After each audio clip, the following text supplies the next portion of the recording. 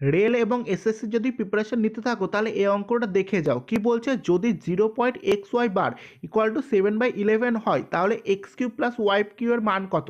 আচ্ছা তোমায় বলে রাখি এক্স ওয়াই যে বারটা আছে বারের জায়গায় ডবল ডটও থাকতে পারতো, ঠিক আছে, তার ক্ষেত্রেও কিন্তু একই ভ্যালু হতো।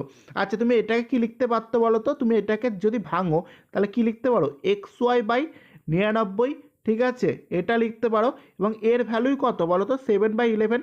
কিন্তু তুমি ভালো করে দেখো এর নিচে আছে 99 কিন্তু এর নিচে আছে কত, 11। তাহলে তোমায় কি করতে হবে, সমান করতে হবে। আর সমান করার একটাই উপায়, নিচ এবং ওপরে 9 দিয়ে গুণ করো। তাহলে 9 দিয়ে যদি তুমি গুণ করো তাহলে কত পেয়ে যাবে, নিচে 99 হয়ে যাবে, কিন্তু ওপরে কত হবে, 7×63, তাহলে কি 6×3 হবে। তাহলে এক্স সমান সমান কি 6 এবং ওয়াই সমান সমান কী পাবো তুমি 3।